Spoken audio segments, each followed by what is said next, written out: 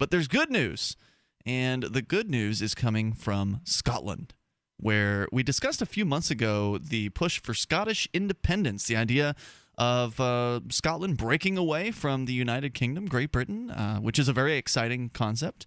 Nice to see something like that being even on the table for discussion, let alone come to a vote in, a couple weeks, I think now? It's not very far away. It's not very far at all.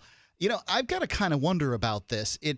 So the best I can see is the advantage for leaving the England is the North Sea oil, right? Like, we get to keep our resources. I think, also the advantage is you're not under the thumb of some government that doesn't represent you.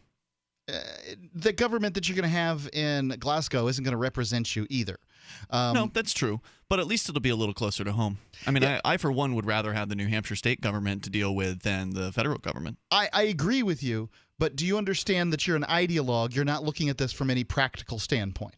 You're just like, I love secession. Give me some more secession. Yeah, I mean, it makes sense. Give me. Decentralization is sensible. It makes sense. It works. It lessens power that people have, and it's something that has been happening around the world. So, yay, let's see more of it. Fine, but that isn't going to be particularly a reason why you would do it where you are. Consider for a second that Alabama or Mississippi, places that that net receive money from Washington, D.C., might consider themselves better off by staying in the federal government, right? Like, so there's a practical concern here. So I'm talking about practicalities. I'm not talking about Ian's proclivity for secession. So there's the North Sea oil, right? Like, you'd get to keep the money from the North Sea oil, whatever the Scotland was able to drain from the people that do the legitimate work of getting the money out of there, would then be, lavished upon just Scottish citizens as opposed to spread out all across the UK. Okay. And whereas the downside apparently is the loss of the British pound. But I look at this and I haven't read How's that a downside? That's the question that I have. I'm really sort of asking the listeners here.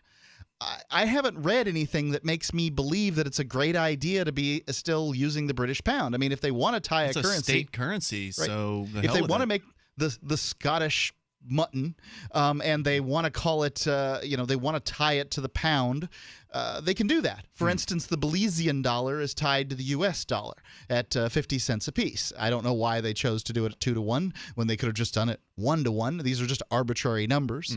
But they tie their currency to the currency of another country, and that can be done. If you want to tie your the Scottish mutton to the pound, you can do that. I don't see what the advantage is, and I wish people who understand how money works better than I do would explain to me why I would care as a Scottish citizen to lose the pound. They could also just keep using the pound. Nothing would stop them from using the pound. Yeah, they could continue to use it. There's plenty of countries that use the greenback. Right? Yeah. I mean, there's de facto many countries continue to use it. It's like, yes, so we'll take your U.S. dollars. Sure. They'll do it right there. Now, I mean, are you going to get screwed on the exchange rate? That depends on the vendor you're dealing with. So here's the good news from The Telegraph in the UK. Support for Scottish independence has risen 8 points in a month, according to a new poll. Now, when we were talking about this issue earlier in the year, it wasn't even close. It was overwhelming almost, the amount of people who were against Scotland declaring independence from the UK. But things have been changing over the last few months.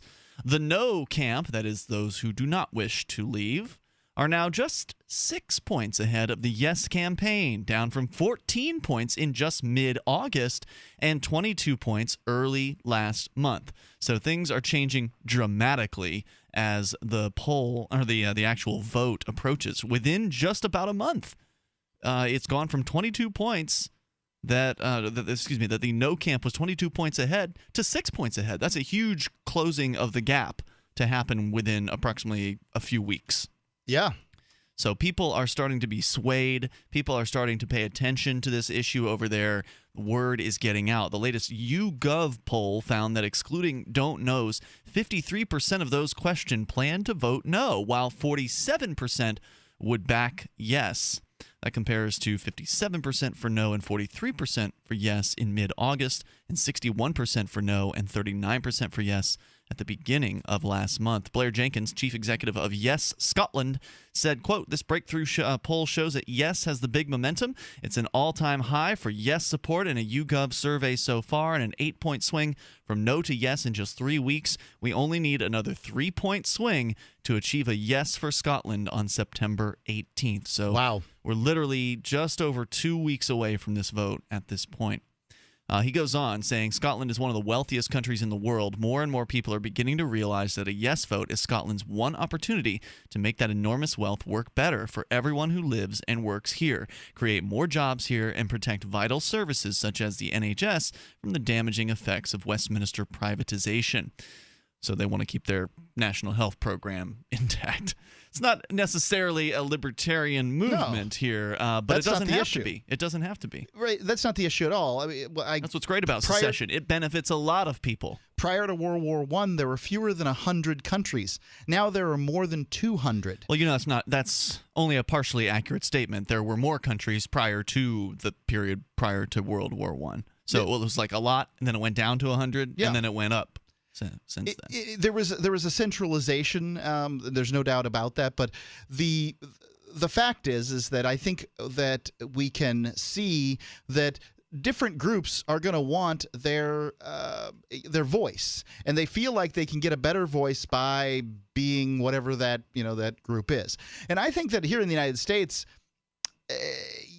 one needs to consider, what does somebody in Keene, New Hampshire have to do with somebody who's in Phoenix, Arizona? As compared to, say, Montreal, which is 4 hours away? Right. Montreal's 3 hours away. I mean, there's somebody right there. Why do I care in any sense other than they're people and I love them in sort of the humanity way that humans should love humans? I mean, why do I care? And I just don't really see why there's no relationship. There's nothing the same. Well, the argument would be that we're all in America and freedom, baby. Yeah, well, we're all on the planet and freedom, baby. Whatever. None of that makes any sense to me. While the No campaign pressed the panic button and blame each other for a series of blunders, Yes will get on the job with persuading more of our fellow citizens, both No and undeclared or undecided voters, that we need a yes vote to put Scotland's future in Scotland's hands. The latest poll for The Sun and The Times questioned over 1,000 respondents between August 21st and September 1st, so these are fresh numbers. Better Together campaign director Blair McDougall said, so this is the No side. Blair McDougall's from We Need to Keep It Together. He says, quote, "We need the silent majority who back a no vote to do their bit. Whether it's voting on the day, knocking on doors, making phone calls, and speaking to friends and family, the silent majority should feel confident in speaking up." Now, that's interesting that he's using terms like that his belief is that there's all these people out there, the majority of they're just silent. They're just not talking. They don't want to be heard on this. Well, why not? Is it embarrassing to be in favor of, or rather, is it embarrassing to be opposed to secession? Why are these people so silent if this is such an important issue? Well, people don't like change. Well, that much is true, but shouldn't they be speaking against the change they don't like? In this maybe case, they don't have good reasons. And they probably don't. 855, 450. It's always been that way. Status quo never has good reasons. 855, 450 free. Take control here. This is Free Talk Live. This is a story from the Telegraph. It's kind of a short piece updating folks on the striking change in the polling numbers prior to the vote on September 18th. It looks like it's going to be a close one. And earlier this year, it didn't look like it was going to be close. And I remember you were poo-pooing, I think it was you, Mark, poo-pooing some of the numbers earlier this year as though, they didn't have a chance. But things can change, and they can change quickly. And that's what's happened in the last month. Well, I'm about to poo-poo them again. Okay, well, right now, the No camp are only 6 points ahead of the Yes campaign. So the people that want to see secession are only 6 points behind, which means they only need to change 4% of the vote.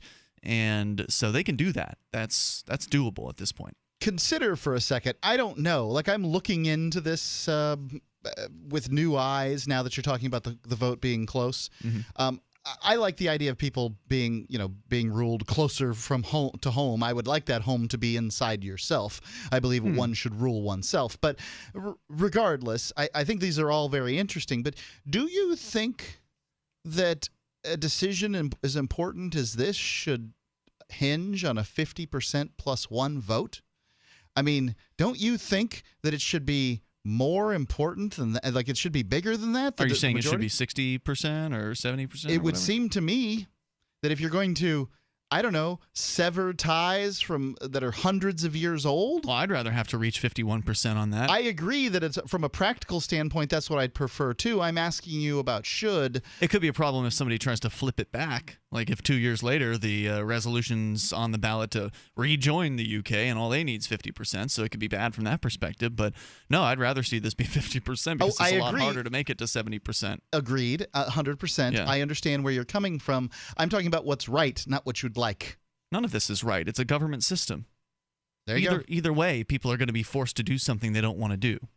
Right there, if the yes vote wins by 51%, then 49% of the people are going to be forced to be out of the union that they wanted to so desperately to still be a part of. And this is kind of interesting. Now, think for a second. What would it be like if you could choose on your tax roll ballot thing? I don't know.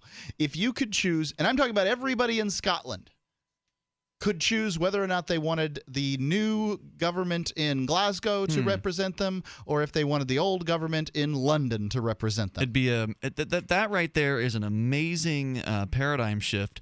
That it's really even hard to understand how that would work.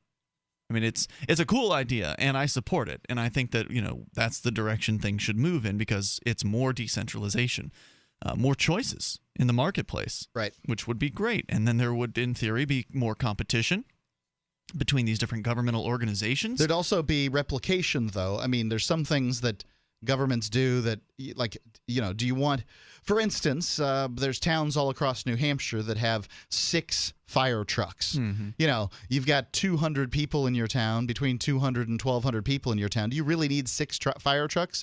What about the town that has 5,000 people that only has 6 fire trucks? There's a lot of sort of replication there that may not be necessary. So yeah, I mean, I would like to see people be able to make their own individual decisions, but in the meantime, I support secession, and I'm not going to apologize for it. If those people really want to stay in the UK, then I guess they could move to London. Yeah. Toll-free number is 855-450-FREE. But here are the remaining thoughts from the story in the Telegraph. This is the No campaign. These are the people who do not want to leave the UK. Better Together campaign director Blair McDougall is calling on the silent majority. He says you need to get out, knock on doors, make phone calls, speak to friends. They should feel confident in speaking up. We will not be complacent for 1 second, and we'll do everything we can to secure the brightest future for Scotland within the UK. He goes on to say the nationalists talk as if they are winning, but the truth, Wait. Is that him? The nationalists talk as if they're winning, but the truth is this is yet another poll showing the campaign for Scotland to stay in the UK in the lead. Oh, that's interesting. He's calling nationalists the people who want to secede. I kind of get it. Wouldn't they? They would want to create a new nation, right? Guess, They're yeah. nationalists. We speak for the majority of Scots, but this poll confirms if people want Scotland to stay in the UK, they need to vote for it. Continuing, he says the choice facing Scots couldn't be starker. A no vote is a vote for the best of both worlds. More powers for Scotland, backed up by the strength of the larger UK economy. A vote for separation would be a leap into the unknown, putting our currency, jobs, pensions, and NHS at risk. Ah, yes. Now, this is the most persuasive argument for the statist, for the person who is for the status quo. You said, Mark, that the status quo has no argument, but this is a good argument for the status quo. It's not an actual argument, but it appears to be one, and it's a motivating one. It's inspiring to people to be afraid of the unknown, and that's what he's saying here. One thing that you could consider, for instance, if New Hampshire was going to go up for secession is that one thing that would be said is, hey, we've paid in our whole lives to Social Security. Do you want to just give it away? And that's kind of what they're saying there. Yes, I do. Well, that's because you haven't paid in your whole life to Social Security. You haven't paid in much at all. But I wouldn't care either way. People who are 55 years old. Brother, that's stolen money. It's gone. You might as well chalk that up as gone because they don't owe it to you and they may not give it to you down the line. Unless you're 64 today. If you're in 59 your 40s, and a half, 30s, you may don't not know see anything it. about Social Security. It's going to be 59 and a half. Yeah, you may not see Social Security if you're below 30. More coming up. This is Free Talk Live. Free Talk Live, 7 nights a week from 7 to 10 Eastern, live on the Liberty Radio Network at LRN.FM.